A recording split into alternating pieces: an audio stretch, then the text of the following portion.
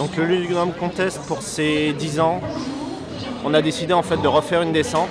Donc on l'a fait directement en centre-ville, c'est-à-dire qu'on partait directement de la place de la basilique de Fourvière et qui arrivait au Vieux-Lyon. Donc c'était vraiment un tracé très technique en plein centre-ville de Lyon. En fait, pour la petite histoire, c'était le tracé qu'on avait demandé lors de la première édition, mais qui avait été refusé par la ville de Lyon.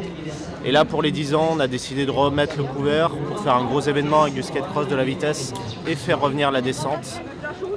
Cette année, c'était le retour aussi du championnat du monde à Lyon, donc l'épreuve Rennes, qui a sanctionné le champion du monde. Donc voilà, c'était un très bel événement avec près de 80 riders inscrits, 14 nations, 4 continents. Donc voilà, et le retour des participants et aussi des spectateurs est très positif, parce qu'on avait plusieurs milliers de spectateurs. C'était vraiment impressionnant, il y avait du monde sur tout le parcours, les riders avaient un niveau de folie, c'était les gars ils arrivaient à freiner à 70 comme des tarés dans les descentes. Et tu te retrouves avec finalement une organisation qui me rappelait un peu les X Games à la grande époque avec les boîtes de paille partout. C'est vrai qu'en termes de logistique, c'est quelque chose qui est extrêmement lourd, c'est pour ça qu'on avait fait un break. La dernière édition datait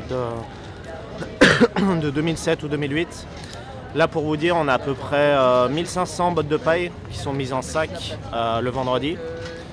Après, il y a toutes les barrières à installer. Ça attaque à 4 h du matin le samedi. On installe tout. On a la commission de sécurité de la ville de Lyon qui passe à 8 h 30. L'événement de 9 h à 18 h. Et après, rebelote, on a tout désinstallé dans la descente, les bottes de paille puis les barrières. On les a ramenés à Bellecour, donc ça a fini à minuit hier et réattaqué aujourd'hui à 4 h. Donc voilà, c'est vrai que c'est quelque chose d'extrêmement lourd en termes de logistique. Surtout que c'est un jour et un jour. Mais voilà, c'est les 10 ans et donc on est un peu fatigué, mais on va dire qu'on l'a fait. C'est un événement qui se reproduira. La descente comme celle-ci, un truc aussi grandiose. La descente à Lyon, je l'espère. Après, tout dépend de l'organisation. On a de très bonnes relations avec la ville de Lyon, donc avec Gérard Collomb, le maire qui vient chaque année. Il était là hier justement sur la descente et il sera là normalement aussi pour la remise des prix. Donc voilà, oui, j'espère qu'on aura d'autres événements à Lyon.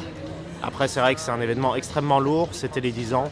Donc voilà, on verra au sein du comité d'organisation si on a assez de ressources humaines et de volonté pour remettre la chose. Mais pour moi, oui, moi je serais partant. Non, le bilan est très positif. Nous aussi, le but qui est assez important sur le fait d'avoir une descente en centre-ville. Je vais prendre un exemple, Solène Lecosker, qui est une patineuse en vitesse. Elle était venue lors de la dernière édition il y a 5 ou 6 ans. Elle faisait de la vitesse. Elle a dit tiens, ça a l'air intéressant. Je vois des gens qui sont très jeunes, je vois des gens qui ont plus de 50 ans, donc pourquoi pas moi? Et voilà, aujourd'hui elle pratique la descente et elle s'amuse. Donc voilà, c'est aussi l'intérêt d'avoir un événement de descente en centre-ville durant le Lugdunum Contest, qui est un des principaux événements en France. Voilà, pour faire découvrir la discipline, montrer qu'on n'est pas juste des frappadingues, on va dire. Et voilà, que ça reste ouvert à tous. Du moment qu'on sait à peu près freiner en soul, chasse-neige ou autre, et qu'on a l'intégralité des protections.